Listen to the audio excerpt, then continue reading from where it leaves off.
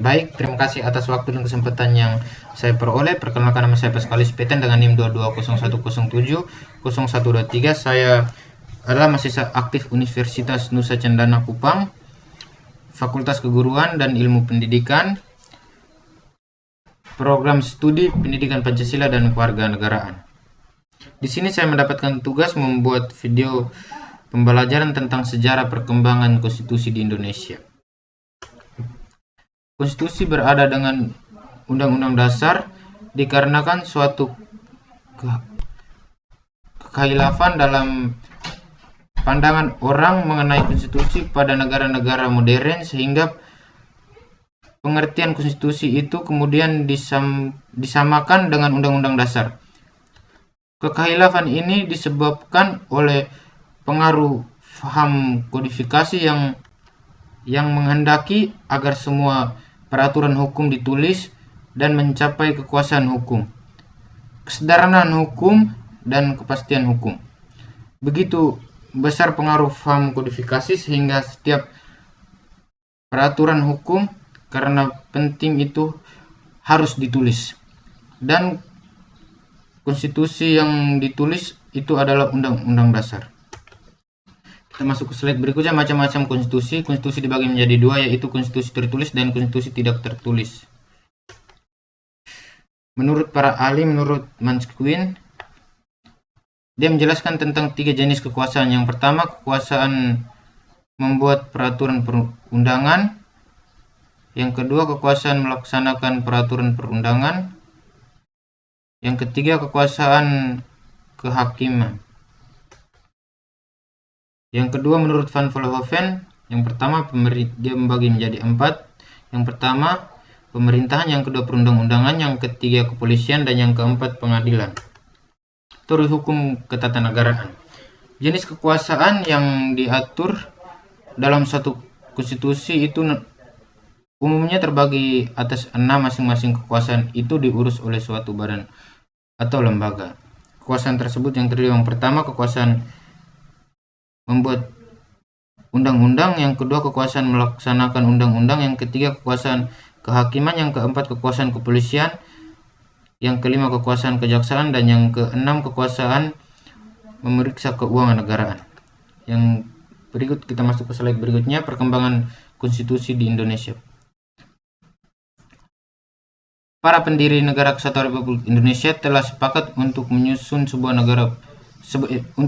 sebuah undang-undang dasar sebagai konstitusi tertulis dengan segala arti dan fungsinya. Sehari setelah proklamasi kemerdekaan Republik Indonesia pada tanggal 17 Agustus 1945, konstitusi Indonesia sebagai sesuatu revolusi groundbreaking telah disahkan pada 18 Agustus 1945 oleh Panitia Persiapan Kemerdekaan Indonesia dalam sebuah naskah yang dinamakan Undang-Undang Dasar Negara Republik Indonesia. Dengan demikian, sekalipun Undang-Undang Dasar Republik Indonesia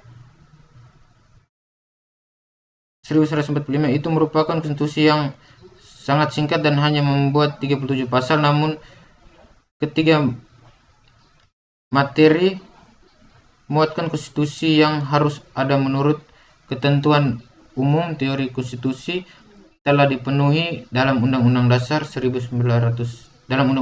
tahun 1945.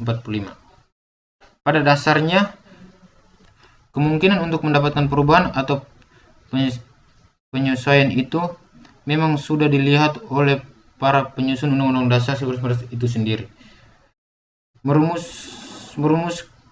Dengan merumuskan dan melalui pasal 37 Undang-Undang Dasar 1945 tentang perubahan Undang-Undang Dasar, dan apabila MPR bermaksud akan mengubah Undang-Undang Dasar melalui pasal 37 Undang-Undang Dasar 1945, sebelumnya hal itu harus dinyatakan lebih dahulu kepada seluruh rakyat Indonesia melalui satu forum. Perubahan Undang-Undang Dasar 1945 kemudian dilakukan secara bertahap dan menjadi satu agenda di sidang tahunan MPR dari tahun 1999 hingga perubahan keempat pada sidang Tahunan MPR tahun 2002 bersama dengan kesepakatan dibentuknya Komisi Konstitusi yang bertugas melakukan pengajian secara kompetitif tentang perubahan Undang-Undang Dasar 1945 berdasarkan ketetapan MPR nomor 1/MPR/2002 tentang pembentukan Komisi Konstitusi. Dalam sejarah perkembangan ketatanegaraan Indonesia ada 4 macam, yaitu periode 18 Agustus 1945 sampai 27 Desember. Saat Republik Indonesia diproklamasikan pada tanggal 17 Agustus 1945, Republik yang baru ini belum mempunyai undang-undang dasar. Sehari kemudian pada tanggal 18 Agustus 1945, rancangan undang-undang dasar disahkan oleh PPKI sebagai Undang-Undang Dasar Republik Indonesia setelah mengalami beberapa proses. Yang kedua, periode 27 Desember 1949 sampai 17 Agustus 1950. Perjalanan negara Republik Indonesia ternyata tidak luput dari pengorongan pihak Belanda yang menginginkan untuk kembali berkuasa di Indonesia. Yang berikut yang ketiga, periode 17 Agustus 1950 sampai 5 Juli 1959. Periode federal dari Undang-Undang Dasar Republik Indonesia Serikat 1949 merupakan perubahan sementara.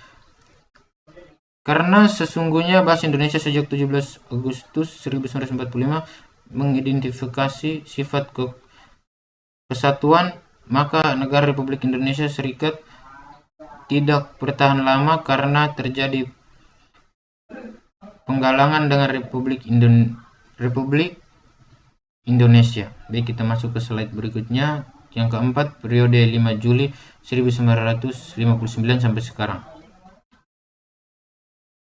Dengan Dekret Presiden 5 Juli 1959 berlaku kembali Undang-Undang Dasar 1945 dan perubahan Majelis Permusyawaratan Rakyat sementara Orde Lama pada masa 1959 sampai 1965 menjadi Majelis Permusyawaratan Rakyat sementara Orde Baru.